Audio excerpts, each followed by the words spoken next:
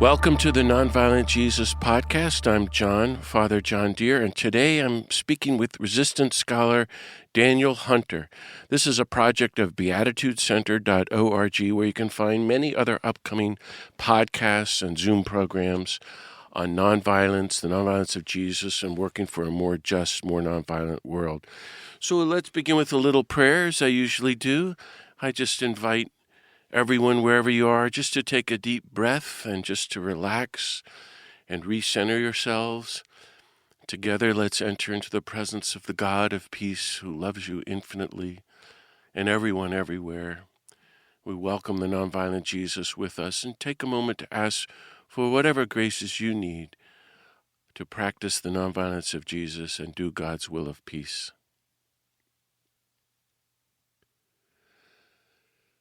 God of peace, thank you for all the blessings of life, love, and peace that you give us. Be with us now as we reflect together on your call to follow the nonviolent Jesus, to practice nonviolence and be peacemakers, and do our part for a more nonviolent, more just world. Bless us, inspire us, disarm us, strengthen us, and send us out to do your will, to do our part to help end poverty, racism, greed, systemic injustice, fascism, white supremacy, permanent warfare, nuclear weapons, and environmental destruction, that we might be doing your will and become your holy peacemakers, that we might welcome your reign of universal love, nonviolence, and peace on earth. In the name of the nonviolent Jesus, amen.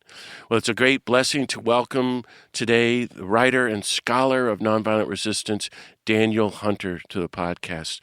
Daniel Hunter coaches and trains movements across the globe.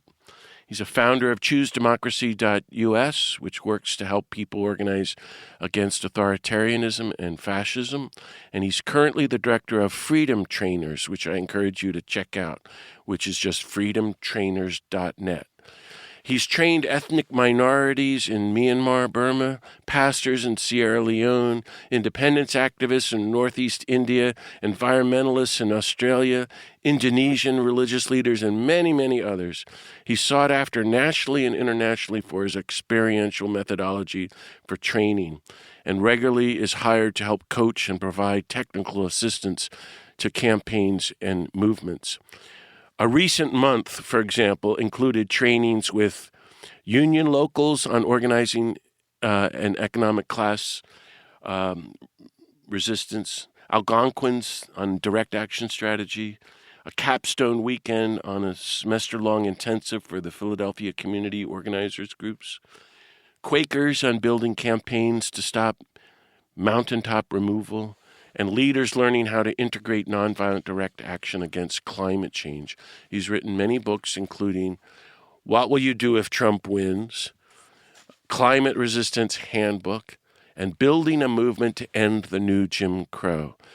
In my opinion, Daniel Hunter is most well known for his brilliant essays on wagingnonviolence.org, and listeners to the podcast will remember we had the founder, Eric Stoner, on a few months ago. It's a great website that I've been part of from the beginning, and Daniel writes about resistance to the Trump administration and rising fascism, so I urge everyone to check out his essays. Daniel lives in New Jersey.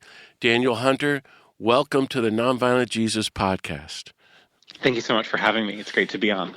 Well, Daniel, there's so much to talk about. It's hard to even decide where to begin, so I'm just going to dive into the deep end and let you teach us what you will about life now in Trump's fascist America. We're recording this in February 2026 while there are major protests going on in Minneapolis against ICE, and many groups across the country working, resisting, training, and organizing against the various forms of rising authoritarianism, white supremacy, and fascism.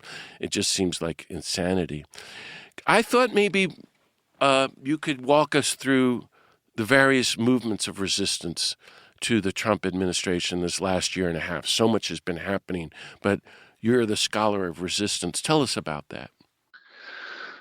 Well, it's been a busy time. There's a lot there. And I think one place to start is just to slow our own selves down and remember the plan that Trump's regime came in with was to go at muzzle velocity, to go at rapid fire speed, so that we would be dizzy the entire time.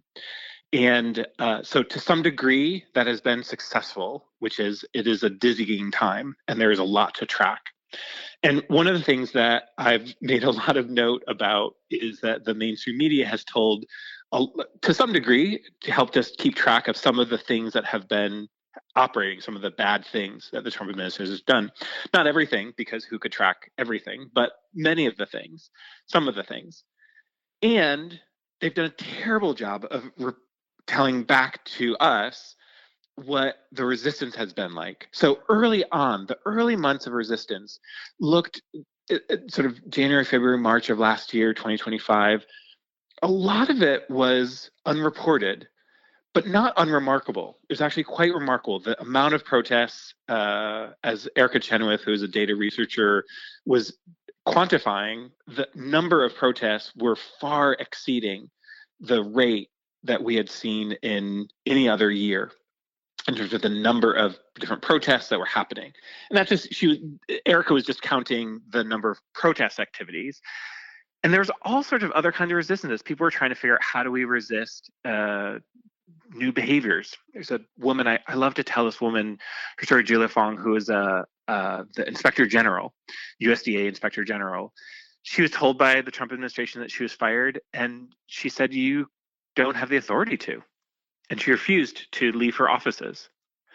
And so for several days, she stayed in her offices and refused to depart when told via email over and over again that she was fired, she had to be removed, etc. And she did the thing that is the heart of how you get rid of an authoritarian, which is you stop viewing them as legitimate and you not cooperate, you non-comply with their orders. And so she was the first one out. Almost no one covered that. And yet it was the beginning of many more people beginning to do that kind of activity. And so as we start to track each other, right, because it's not effective if just an individual does it on their own. She was eventually escorted out. But we need to then organize so that her coworkers were ready to stand in front of her and say, no, she's not going to be fired. And then the security guard workers are also organized. And so we organize our resistance to spread out. And that began happening as different mechanisms and muscles began to be practiced. I think one of the ones that people tracked was the Disney boycott. This, of course, was after Jimmy Kimmel was taken off the air under pressure via the FCC. And Jimmy Kimmel meant a lot to a lot of different people. And so people began organizing rapidly a boycott. But just to track, just earlier we had Stephen Colbert was also being announced that he was going to be taken off the air, and there wasn't that kind of organizing infrastructure. That wasn't organizing reaction. There were other mainstream media leaders who were taken out. Karen from the Washington Post, who's the last Black Washington Post opinion writer. So what we're seeing here is beginning to see the development of a non-cooperation campaign and pressure, which means not just individuals doing action, but starting to move from individual to collective action. And so the Disney boycott was one moment in which that really erupted in a large way, visceral way. And there was organizing from unions, there's organizing from community groups, there's rapt response. Within 2 hours of the announcement that Jimmy Kimmel was being stripped off the air, there's a boycott page that was already set up. And people began joining it in large numbers. So over 1.5 million people participated in this boycott in a very short window of time. And something that doesn't get said enough out of that is Disney made an assessment of who is more powerful. Is it the folks who are running the government and Trump and the FCC, et cetera, that regime, that authoritarian regime, or the people? And Disney wasn't moved by morality. Corporations don't tend to be moved by morality. They're an immoral operation. And they were moved by who's more powerful. They're making an assessment. And so their assessment was the people were, and that's why they then put Jimmy Kimmel back on the air. And so that, I think I want us to track and slow down just a little bit in terms of where we are, which is we're in a moment in which it's dizzying. there's a lot happening. There's a lot of bad things being reported regularly. And there's not that many folks who are assisting us to identify what are the different behaviors to be doing, what are the different ways that we need to connect with other people to build the kind of networks that are engaged in longer term resistance. And so that is now beginning to form and take shape. And so there are more networks than there were before, some because we created them just with our friends and our neighbors because there wasn't an entity or an organization to work with, some because we were desperate to find some other people who we're connecting with. But that isn't a loss. That's actually a win when we begin to find each other. And that's how this starts. That's how any resistance movement starts, is it starts by finding each other, getting ourselves into some formation, whether it's a formal organization with a board or whether it's just a group of people on a text thread who are thinking about how do we act together. And that's what began launching. So Disney was the beginning of that. And then, we sort of carry through of resistance where there's been early on, there's all that capitulation of law firms, universities. In fact, a lot of us still talk about it as if there's still an ongoing wave of capitulation. And it's true, to some degree, some of the universities and lesser degree, some law firms are still continuing to capitulate. And actually, they've really tightened up. Rachel Cohen, who is a lawyer, again, starts with an individual. She was a lawyer on one of the law firms that had capitulated to Trump early on, and she publicly quit her cushy law firm job. And she said, this is wrong. And then she did the right thing. She organized other people to get other lawyers to join in. So several hundred lawyers also signed on saying this is wrong. And that began building a backbone where we saw one and then other law firms begin to publicly say they're not going to make deals with Trump. And that's how this works. That's what we're beginning to see. And so the statement now is we're in a new phase. We're in a phase in which we're not seeing quick capitulations everywhere, certainly some places, but actually much of the country has now awoken and is not interested in capitulation. And so what we're now in is the phase of protracted struggle. And so what does the Trump regime have to do in response to that? It has to escalate, has to use more violence. And so that's when we begin to see Minnesota and other actions of ICE, which is a regime who wants to retain power, can't do it merely by intimidation, has to escalate itself. And that's the authoritarian playbook. Yeah. So, wow, that was well said. Thank you, Daniel, and a helpful overview. So here we are in fairly early 2026, 3 more years of this rising fascism under the Trump administration. From your perspective of teaching and studying nonviolent resistance, to walk us through this next phase that you're describing, I would think even just over the next year, as this broadcast happens, it'll be just before the March 22nd, 2026 next big national massive No Kings March. But there'll be many other boycotts and strikes and non-cooperation campaigns with the goal, I think, of taking nonviolent resistance into the mainstream more and more. But you're also saying, don't be naive. Minneapolis is the next step in the playbook of the Trump administration and led to the killing of the 2 people there and many others who were legal observers. So thoughts about the steps ahead? Well, let's put ourselves in Trump's shoes at this moment. So, or Stephen Miller's shoes, actually, since Stephen Miller really is driving a lot of these. So Stephen Miller wants to deport as many people as he can. He wants to get this country away from being an interracial, multiracial country and moving towards a monoracial white Western civilization again. So his white nationalist goals are very clear. And so what do you do when you saw how violence didn't work out well for you? Really important lesson that was taught in Minnesota, which is violence will rebound, backfire. Doesn't always, but at this moment it did. So there's some adjustments that have to be made. So some of the violence they want to make as invisible as possible. So places off the beaten track. This means that it has been, as it often is, Black and brown bodies did not get the kind of national media attention that occurred when it was a white person. And so that's one thing. So they'll continue beating up, killing black and brown bodies to try to intimidate.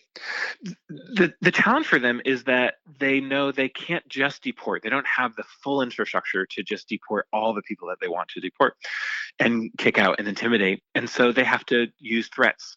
They have to use increased amounts of violence. So I think it's the pathway that they've set for themselves. I never believe anything is inevitable, but I think the pathway that they've set for themselves certainly is suggestive that they would just have to turn to more violence to try to get cities, regions, people to kowtow. So I think we have to be prepared. How does one prepare for violence? I think a couple of things, which is one, learning how to handle one's own fear, how to take a scenario, imagine it, and not make it something that you perseverate on. So building a relationship with your fear, where it's something you can touch base with, you can check in with, you can joke with, you can have some back and forth about, you can assess if that's likely or not likely, you can say no. But fear doesn't become your driver. It's your partner in the car that helps you look around and see what's there, but it's not your driver. And that means you have to have another driver, which is connecting in with whatever that spiritual taproot is of something bigger than yourself.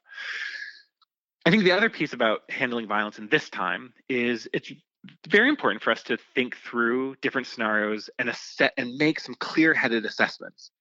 Levels of violence are not rampant across the board against activists. There are incidents that are clearly occurring to target activism, to target particular activists. And the goal there is to try to make others of us walk away from it, not be intimidated, to not be part of it. And so we have to prepare and imagine ourselves in scenarios that we might not have had imagining ourselves before. And to take risks. I mean, the reality is when Renee Good was shot and killed, the next day more people went into the streets. That's a incredible statement about both the what's in the heart of this country, and I want us to fight for that, to really stick up for that, and that really is a statement about what we're teaching violence, about its ineffectiveness. So those two things are really important messages for us to hold on to. I think the third thing I'd say, especially for folks who are coming out of a nonviolence tradition, is that some of us have gotten very, maybe pushy here, John. Many of us have become very unobservant about the levels of violence in our current system.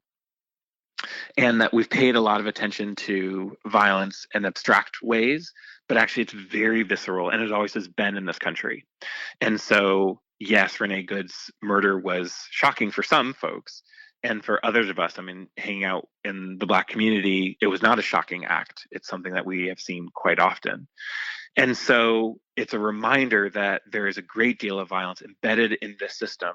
And our job is to expose it as much as it can so that people, yes, are shocked, but also that they're ready to act, to stand up for.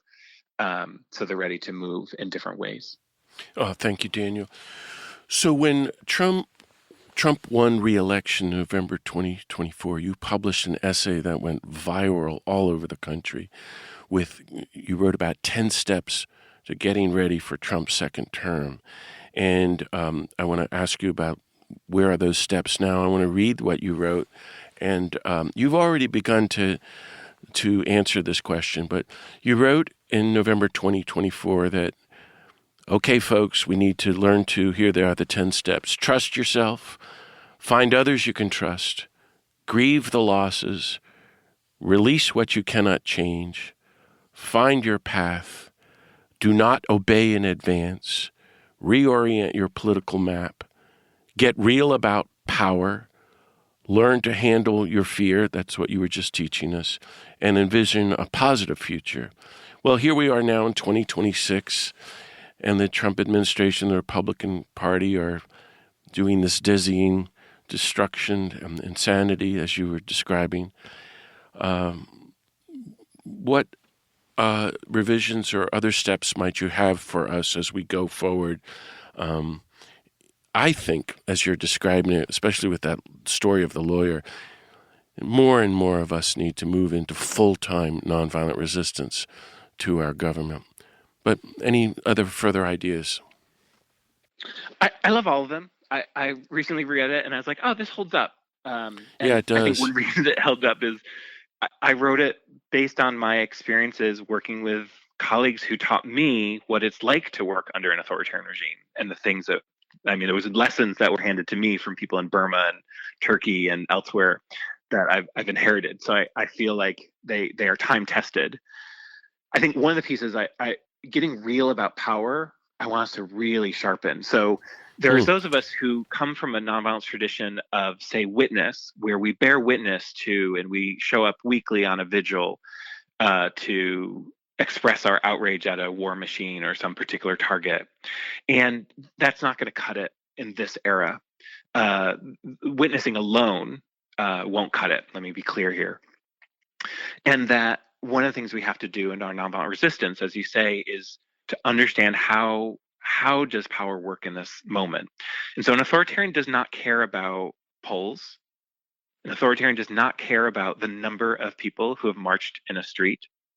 An authoritarian does not care about how many people are against them. An authoritarian is only interested in what can I make you do. So as long as I can continue to hold the country not by democratic means of free and fair elections, not by sort of traditional polling or tracking where people on an issue, but as long as I can continue to keep power to move things forward, then I'll do it. And the thing that Gene Sharp reminded us of, who was teaching us nonviolent strategy from a strategic perspective, the thing he reminded us of is that no system is upheld without our consent, without labor. Someone has to do that work. Trump doesn't do anything. Trump doesn't, I mean, say it again, Trump doesn't do anything. He doesn't make things. He doesn't build things. He doesn't implement policies. He tells other people to do them. And then they in turn tell other people to do them. And then they in turn tell other people to do them. And then other people begin doing those things. And that is what, Minnesota, one of the many lessons out of Minnesota was a reason why they called effectively a strike day on January 23rd. They called a day with no work, no school, no shopping.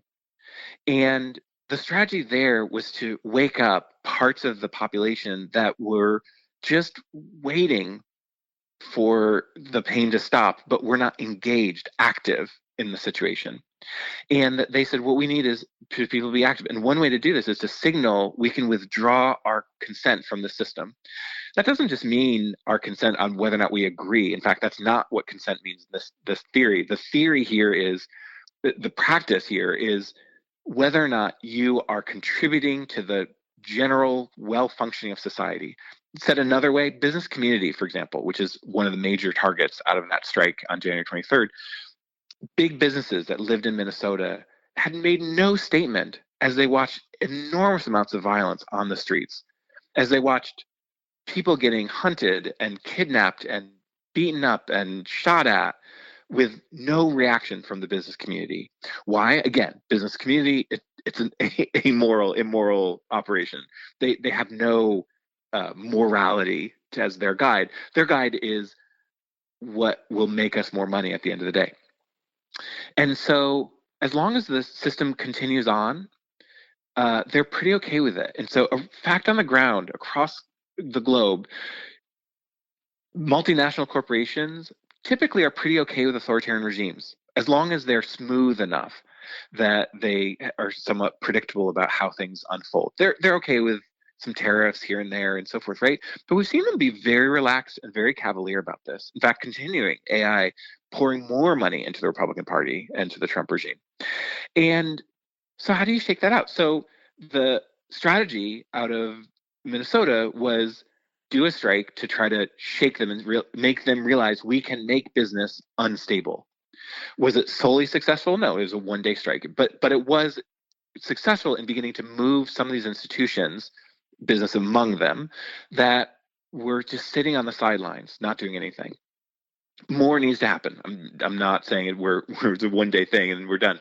Not at all. But we have to make cracks in the pillars of support. And that concept, the idea that there are pillars that are upholding an authoritarian regime, that helps us to reorient.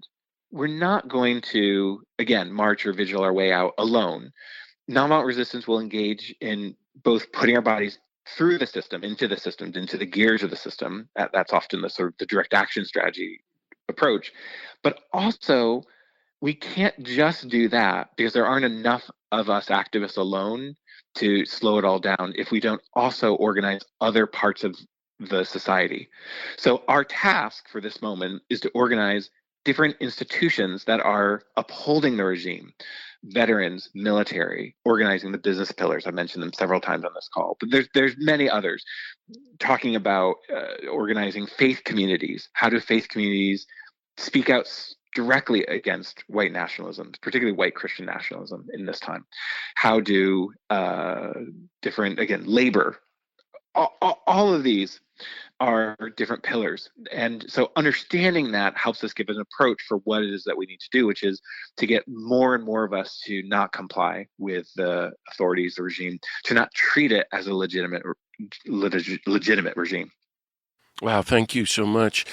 So continuing on these themes, I would like to ask you to reflect with us a little bit more about the importance of nonviolence throughout all of this, whether you're talking about on the street actions or these strategic campaigns of undermining the pillars that are holding up the fascist regime and so forth and so on. So any key points you thought might be helpful to point out about nonviolence, the importance of nonviolence training in all of this, especially as things are going to get worse, that's what I hear you saying, and how people can learn to step up to organize local nonviolence trainings themselves. And two little anecdotes on the side as you're mulling on that, Daniel Hunter. I just had Andrew Young on this podcast last month, and he said many interesting things, one of which was people have no idea the amount of time we were able to give, he means Dr. King and the civil rights movement, to very quiet, strategic nonviolence training and preparation before all the campaigns. And he talked at length about Birmingham, and he said basically they had 6 months of really working with young people, working with the business community, all the stuff you're talking about, as well as training people in nonviolence. He said since George Floyd, that moment has passed in the U.S., and we're all having these spontaneous things, but we all still need to do our homework. That was interesting. Jim Lawson, the great civil rights leader, my friend at FOR and elsewhere, he talked a lot about the importance of strategy in all of this. And he also talked about a lot about power. And his definition of nonviolence is based on what he heard Martin King say in the late 50s, was that nonviolence is power. And in effect, that the administration will be saying, there's really nothing you can do. You're powerless. But we're trying to reclaim power. Any thoughts on all of that, Daniel? Yeah. Well, I'm thinking about so my mentor, George Lakey, who is a activist and legend. Yeah. He reminded me of in the 1950s, I believe it was, 60s or so, sort of the France Revolution, and when France took a shot at sort of a revolutionary moment. And what he noted was that a bunch of society, there's some society who wanted change, and some society who wanted things to stay the same, or stay in the system that we had been in. And then a big chunk of society is looking, wondering, which way should we go? Which direction should we go? And one aspect of what was largely middle class society making a decision, an assessment, was which one looks more chaotic and which one looks like they're bringing us into more chaos, and which one looks like they're driving a sensible, at least a sane way to move forward. And we're living in a moment which people are making assessments, and some of us have already made our assessment. We're clearly on the side. And a good chunk of society is still unclear that ICE is violent. I think the statistics are somewhere around 50% of the country is polling that Donald Trump is dangerous. And a little bit more than that is that he's racist, and a little bit less than that, that he's corrupt. But wherever that polling is, it's not nearly where we would want it, one would expect or see it to be. And so part of what we do when we do action in the streets is we're telling people a story, and it's not Broadway, it's not a complex story. We're trying to create a simple story where people can identify who are the heroes and heroines and who are the folks who are the baddies. And so one thing that helps is to contrast our behavior with the behavior of our opponents. So I'm walking into the strategic way of arguing for a nonviolent strategy, which is we have to contrast the violence that ICE, DHS, the federal agents who shot, they're U.S. Marshals who just shot 11 times and killed a man about my age in Washington, D.C., black man. And we have to do behaviors that contrast their violence with ours, that we're not into violence, that we're not that kind of destruction, that we're not into that kind of chaos, that kind of cruelty. And so the more that society can see that, and so we don't control what the opponents do, but we control what we do. And so that's one reason. So of course, it becomes incumbent on us to then find ways to contrast our behavior to show that we're not the folks of violence, not the folks of destruction, not the folks of corruption, and to expose. So that's the basic premise of sort of what's in front of us. And that's part of the way in which, is certainly in street action, that we can make meaning. That's, of course, the genius of Dr. King and others who were able to translate that into a street action that then people could see, right? A sit-in movement, a Selma march, etc. And that's one aspect of it. I think there's another piece that I'm cognizant of, which is the civil rights movement handed, and this is a little bit generational, which is the civil rights movement handed people a story of what nonviolent action looks like, and suggested that it looks like a high discipline, high commitment to nonviolence, willing to take huge amounts of body blows, et cetera, in a particular way. And I love to keep reminding people about Otpor as another contrasting example, where Otpor was not committed to nonviolence from a philosophical. They were very strategic. Can you define Otpor for us and tell us about it? Yeah, Otpor was a student group out of Serbia who they were successful in overthrowing their dictator, Slobodan Milosevic. And they did it through nonviolent revolution. They did it through protests and street action and so forth. But they also did it with a lot of humor, sarcasm. As an example, just contrasting, one of their jokes that they used to say was, Slobodan, save our country, kill yourself. Oh, that was their mantra. And sarcastic. I mean, they were highly sarcastic. And they were also heavily committed to nonviolence because they understood that the more violence thrown at them, the more they would look like victims of out of control regime, and they could use that to backfire the way that Renee Good and Alex's murder backfired. And so the violence that was heaped upon them, they got very sophisticated at learning how to make it backfire. When their offices were raided, for example, their offices were raided and they took everything, all the computers, all of the, etc. So they showed up the next morning with a moving van and they announced, we're coming back right back in. So as expected, police showed up, swarmed, and opened up their moving van and began unloading their boxes from that moving van one by one. What they then began opening the boxes and showing them, and there were media watching all this.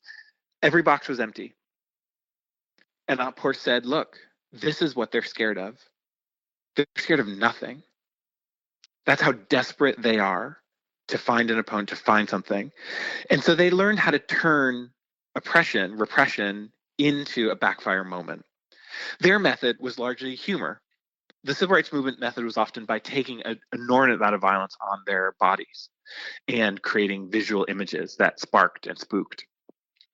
And so I mentioned this because I want us to not I want those of us who are committed to nonviolence to not be quick to judge other strategies that may be in line with a nonviolent strategy, but might not be as recognizable for those of us who are coming out of like a civil rights movement approach, where the leading statement is we commit to nonviolence, we decry anyone who's not engaged in, we et cetera, et cetera, et cetera. That's a sort of approach that was learned and is not the only one out there. And one occurrence about that is that during LA, when federal forces went into Los Angeles, and protesters on the ground were furious as they watched federal agents rip up family members, pull people out of their smash windows, pull people out of their cars.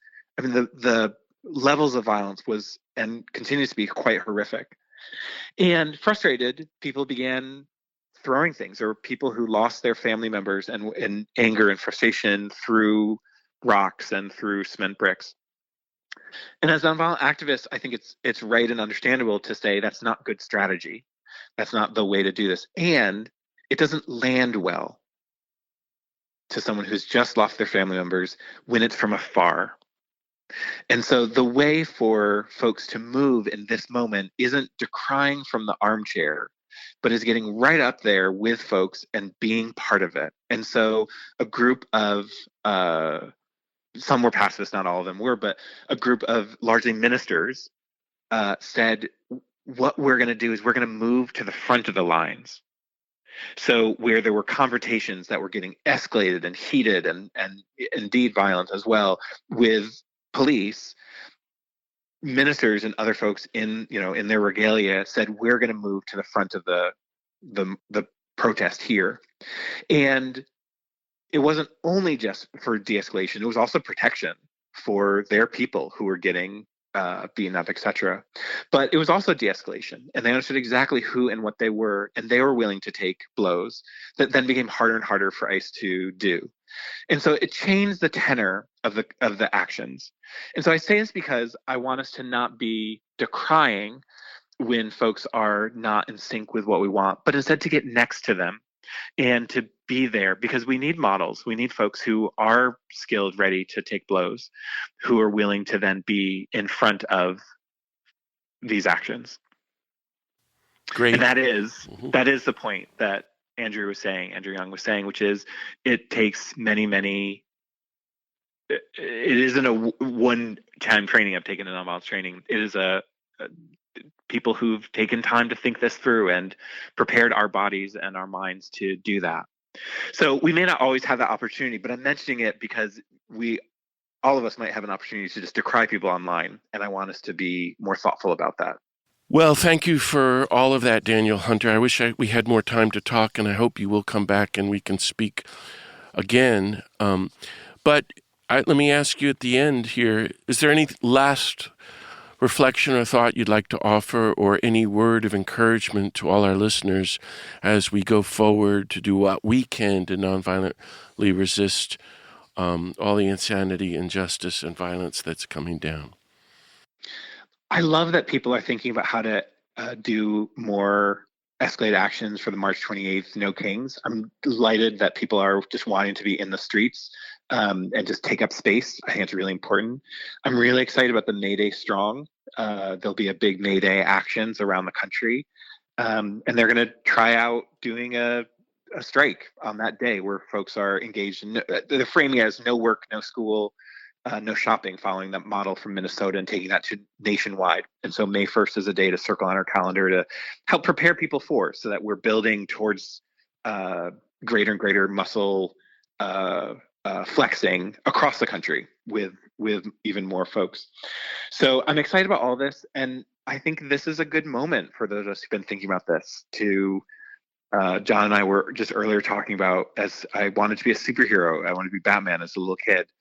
And here we are, we're getting to take on the biggest supervillain perhaps that the globe has ever seen. And I think this is a time to embrace being alive, because we get an opportunity to change history. Every action, everything we're doing, it's all adding up right now. Wow, that's so encouraging, Daniel. Thank you so much. So, listeners, if you want to follow Daniel Hunter, go to freedomtrainers.net, N-E-T, and also our friend's great website, wagingnonviolence.org. You can find some of Daniel's major essays there. Thank you so much, Daniel Hunter, for Thank you speaking so with me much. today. Yeah, and thank you, friends, for listening to this episode of the Nonviolent Jesus podcast. And you can find about other upcoming podcasts, programs, and Zooms at beatitudecenter.org. And there you can sign up to receive our free e-blast with news about upcoming episodes and Zooms. And you can leave some feedback if you want, but please tell everyone about this Nonviolent Jesus podcast and spread the word, especially among the faith communities, that we could spread the lessons of nonviolence and resistance based in Jesus. And friends, just another little commercial. My new book, Universal Love, is out. I hope everyone will get it at orbisbooks.com. And you can find some excerpts at Substack and elsewhere on my website, johndeere.org. Well, may the God of peace bless us all. Keep on following the nonviolent Jesus and working for a more just, more nonviolent world. See you next time.